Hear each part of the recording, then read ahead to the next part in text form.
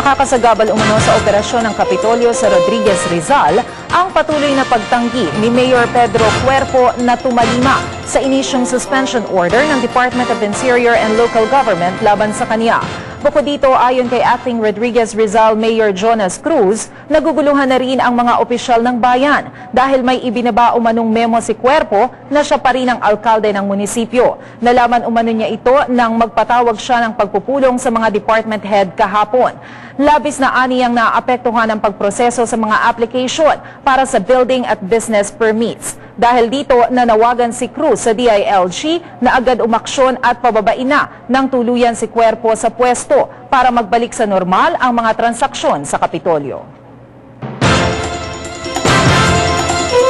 Mariing pinabulaanan ng Commission on Elections na inilaan nito ang 4 na milyong pisong bahagi ng kanilang 11.4 billion peso automation budget para sa manual o open voting system. Pagtitiyak ni COMELEC Chairman Jose Melo, lahat ng kanilang pondo ay nakalaan para sa full automation sa 2010 elections.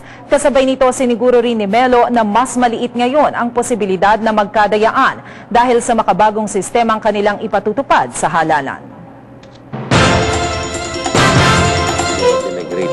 Automation that they are batting still for the open system, which by itself is not bad, if you go that way.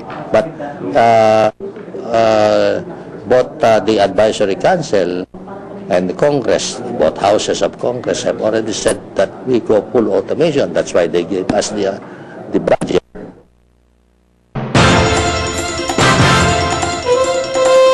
Suportado ng Malacanang ang pagsusulong ng merger ng mga partidong Lakas at Kampi. Ayon kay Presidential Political Affairs Advisor Gabriel Claudio, na ipakita na ng ginawang pagbibitiw ni House Speaker Prospero Nograles at Camarines Sur Representative Luis Villafuerte bilang mga pinuno ng nabanggit na mga partido na seryoso at handang magsakripisyo ang administrasyon para lamang maisakatuparan ang merger. Umaasa umano sila na sa loob ng 45 araw ay mareresolbahan na ang naturang usapin. Kasabay nito, pinabulaanan din ni Claudio na pupwede pang tumakbo sa mas mababang posisyon sa gobyerno si Pangulong Arroyo kapag naipatupad na ang charter change. This signifies is the elections for 2010 will no doubt proceed as scheduled. That is in May of next year, and the two heads of the majority parties have called on the membership of Lakas and Kampi to lend their all-out support and cooperation to make the elections next year an exercise that is not only honest, efficient, and credible, but something that is novel in the sense that this is going to be the first time that the country will undertake an election on a nationwide basis through automation. Aprobado na sa mababang kapulungan ang panukalang batas na naglalayong bumuo ng isang panel na tutugon sa problema ng climate change sa bansa. Ayon kay Parañaque Representative Rola Goles, ang Climate Change Act of 2009 ang isa sa pinakamahalagang bill na pinasa ng Kongreso.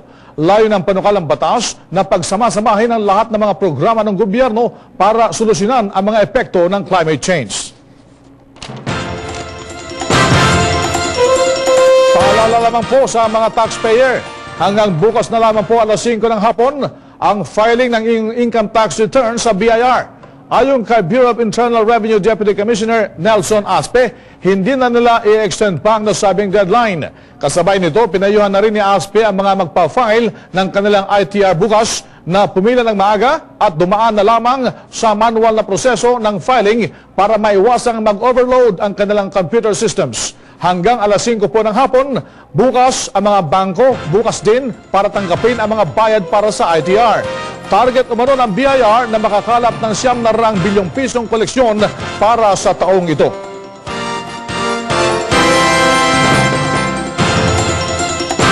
Magkakaroon ng malaking pagtitipon-tipon ang mga Katoliko sa bansa. Magkakaroon sila ng 2 araw ng kantahan, sayawan at pagbibigay papuri sa Araneta Coliseum sa Nobyembre 28 hanggang 29. Ito'y sa pamamagitan ng Kerigma Conference 2009 na may temang Dream Big, Win Big. Higit sa 10,000 katao ang inaasahang dadalo sa nasabing pagtitipon.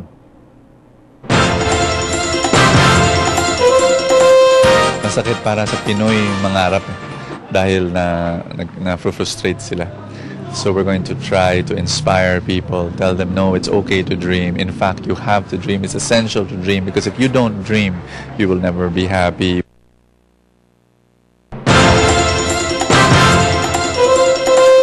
Atin ang mga balitang nakalap ng IBC News and Public Affairs. Hanggang bukas pong muli. Sa ngalan ni Precious Hipolito Castelo, ako po si Maricel Halili. Ako naman ang inyong katotong Big Formento. Pansamantala kami na nabalang at magbabalik bukas alas 4:30 ng hapon. Dito lang sa IBC 13. Mga katoto, mahalin po natin ang bansang Pilipinas.